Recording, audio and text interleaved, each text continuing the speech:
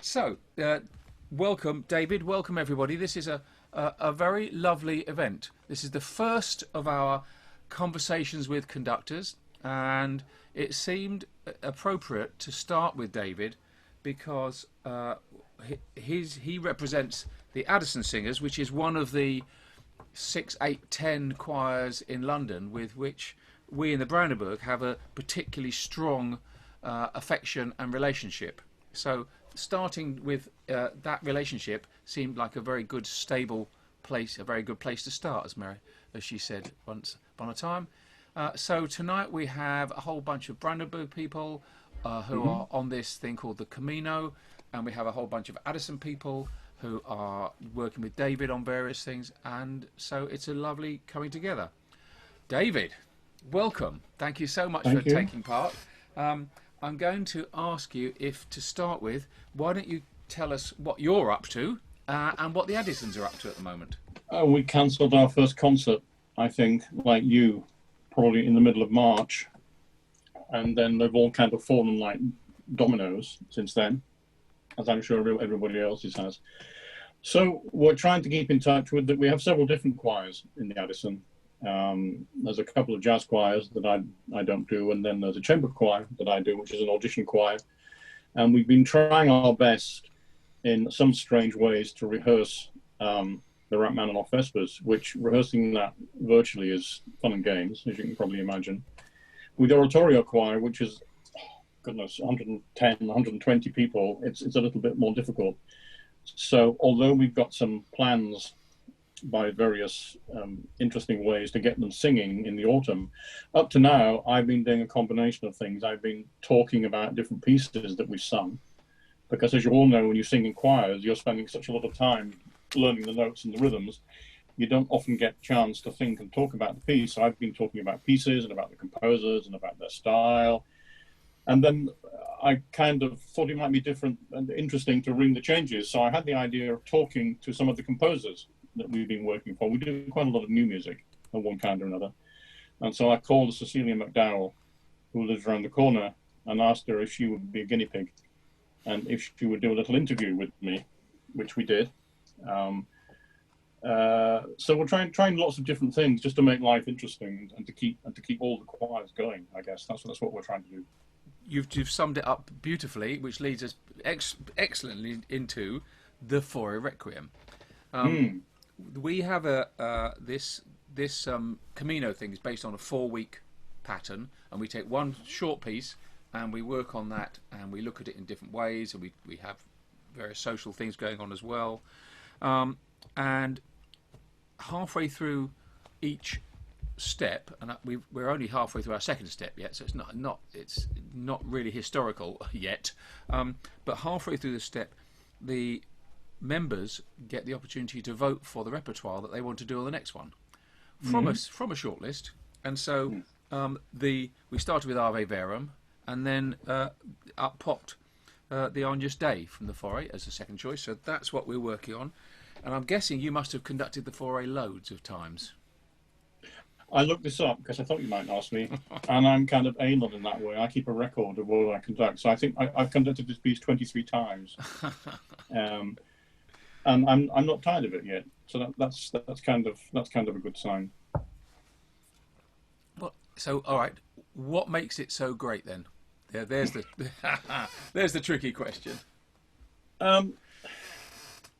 It's one of those kind of tiny, relatively tiny handful of pieces. I suppose you can say Mozart Requiem, The Creation, Messiah, off the top of my head, that just get better each time. There's always something different and always something new to find in it.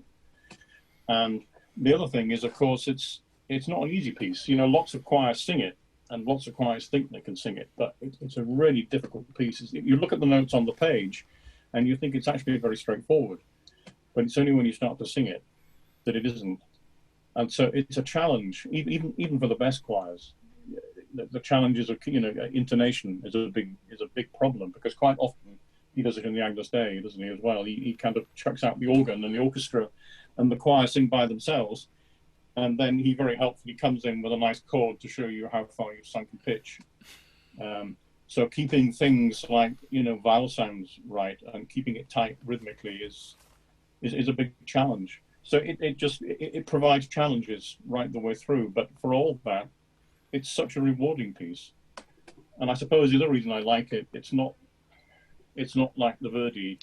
It's not all kind of blood and thunder and day of judgments and you're going to hell and all that kind of thing. It's a much more, whatever your religious views are, it's kind of consoling and comforting, and it's a bit like, in some ways, it's a bit like wallowing in a warm bath, but in other ways, it's harmonically so interesting as well. Those of you that know anything else about Fauré will know that he comes from a really interesting period in French musical history. He comes kind of midway between the French Romantics like Massenet and Saint-Saëns, who was his teacher, and the Impressionists, Ravel and Debussy.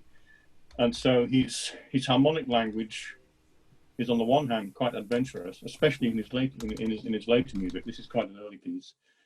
But there's the kind of the romantic, there are lots of good tunes to sing as well. So I think it's a combination of all those things that makes it such a rewarding piece to do.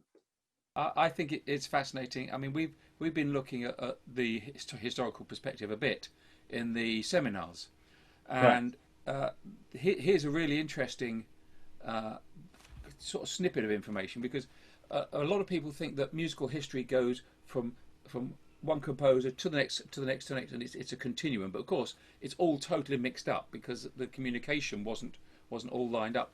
So Fauré died 5 years after the premiere of The Rite of Spring.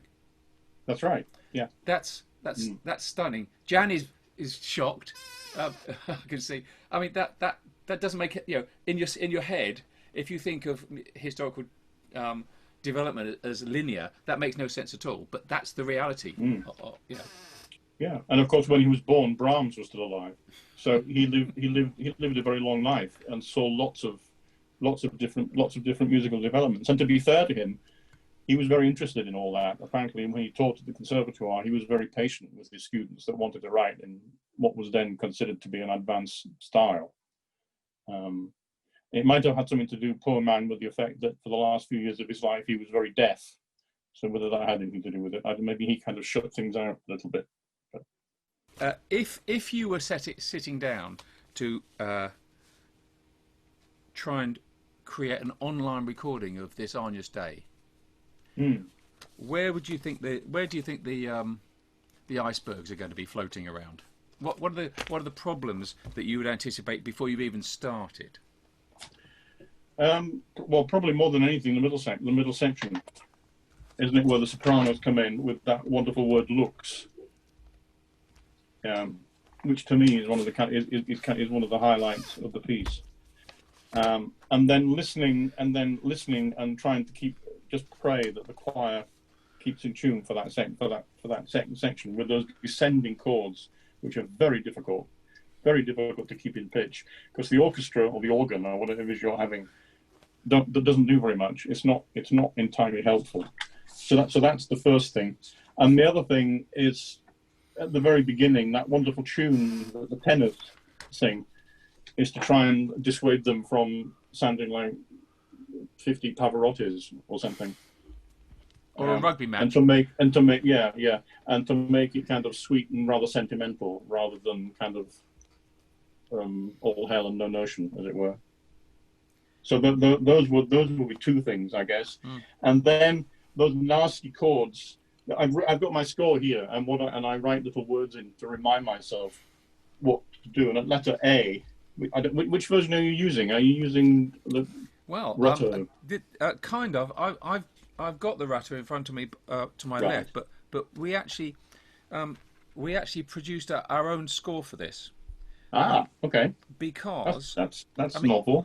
Well, if you've done a come and sing of the Fauré, and at least a third of the time is spent with people putting their hands up, asking questions, because the editions are all very, very different. Yeah. So rather than insist on people buying a particular edition, that's sensible. That's sensible. Yeah. And I mean things like where you've got three crotchets in a bar, and then you would say to your choir, "Oh, can you take a quaver off the end for a breath there?" We've already got that in. Yes, I see. Yeah, no, I can see that. So I can see that. So I suppose the chords I was talking about, yeah, give me a 16, clue. 17, 18, maybe bar 19. Bar 19. Ah, Those nice yes. chords. I've written the word nasty next to them because it's one of the few points in the piece where there are seriously nasty chords. And I think there's, on the words Agnus Dei, hearers. So I think there's a reason for him using those kind of slightly nasty chords. So that's another sort of danger point, I think. This is really fascinating because both Matt and I have spent quite a bit of time banging on to everybody about how different conductors will interpret different pieces differently. Now I know your mantra. What's your mantra? My mantra is I'm always right even when I'm wrong. That's what my mantra is. I think we were slightly more inclusive. We thought that all conductors are right in the moment, but that's not this moment. I mean, this is one of the difficulties. I mean, when you do a lot of the time, not all of the time, but some of the time I stand in for other people. You know, I kind of depth for people taking rehearsals on pieces, and that's quite alarming because you kind of wade in and you say to them, you shouldn't be breathing there, or that accent's in the wrong place, or that vowel sounds horrible, and they'll say, oh well, you know, our conductor likes us to do it that way, and you have to back off. But that's one of the joys of our job, isn't it? No, so it's absolutely fascinating. But the reason I'm saying that is because you've just landed on one of the sections that we spent a long time on in the seminars, which in our score is letter B, bar 19, yes. 20, 21, 22. Yes. And that, you know, the harmony along there is complex and takes a bit of sorting out. I mean, that's kind of like that's kind of the kind of harmony he wrote later in life. The later he got in life, the more daring his harmony became. If any of you are interested in this, if you listen to kind of some of his late chamber music, there's a very late string quartet, the only one he wrote, because he was terrified of writing anything that made any reference to kind of him taking over Beethoven. And some of the late piano music, it's harmonically really quite hair-raising and adventurous. So he's not the kind of the romantical fuddy-duddy that people think Fauré might be. He's far more interesting than that. Okay, I'm just going to ask Matt if he could play something for us, because you spoke about the section which we have at letter E, which is after the soprano looks. Yeah. And Matt... And hello, Matt. Do you have something up? Hi, David. How are you? I do. So this is something that the Brandenburg Camino people will have heard a few times by now. I hope, rather a lot of times. I hope, but the other guests from Addison won't have heard. So this was a sort of electronic trick that we came up with to try and help us to focus on the intonation in that tricky middle section. If anybody has got a score, this is it's around bar 47, bar 46, 47. We have it as letter E. But so I'm going to mute, and David, if you do the same, and then Matt will, as co-host, can do a screen share or something. Okay.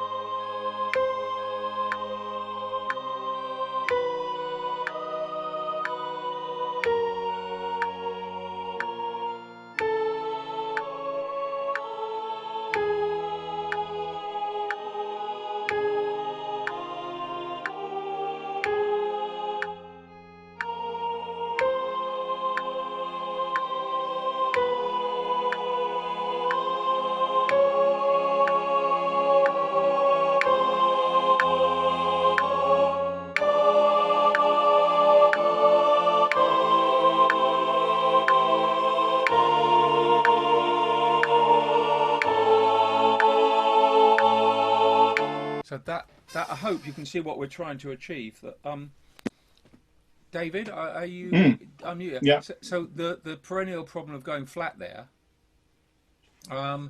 If we can rescue people, that was the soprano part. Of course, all the different tracks have their own. The different parts have their own track, which picks out their note. And if we can rescue people one bar at a time, because it's the accumulation, isn't it, that is the problem. Yes, yeah, no, it is. And the fact that the gaps between the intervals are sometimes extremely narrow as well. And I found that so many choral singers are such great experts at singing quarter tones. People like me and you train for years to sing gaps between the notes. And I find choral singers can do it absolutely naturally. It's wonderful. But anyway, no, it is hard to do. Okay. It is hard to do. Now let's not just concentrate on the problems. No. Where are your three favourite bits? Well, in the Agnus Dei. Yeah, in the Agnus Dei. Yeah. Well, that tenor tune at the beginning. Well, no, that's not. It happens even before then. That wonderful kind of repetitive accompaniment figure that starts in at the very first bar. Now, when you do that with orchestra, it's played on violas, and it's such a wonderful, wonderful sound. It's dark and romantic, and violas make a fantastic sound.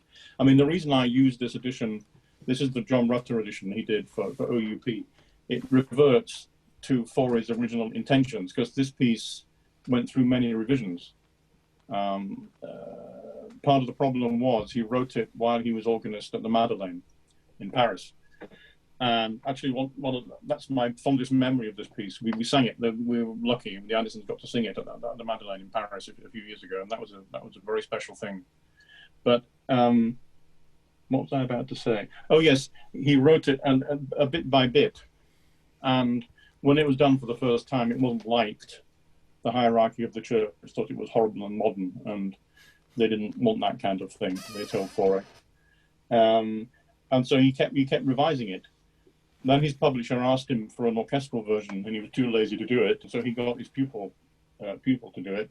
But he originally intended it to be for low strings, so violas and cellos, just one violin and a harp and an organ. So one of my favourite bits is that opening viola bit that goes all the way through. Da dee da da da da da da, and it keeps repeating and repeating and repeating. So that bit, and then that lovely tenor tune that starts at bar 7. And then I mentioned bar 2, 3, 4, bar 45, where the sopranos come in with looks. Everything stops, and they just come in with that one note on the C. And then the other bit, the final bit that I like very much is the end. Can I just tell you something about that? This is a really lovely feeling, because everything you're saying underscores what we've been doing. Okay.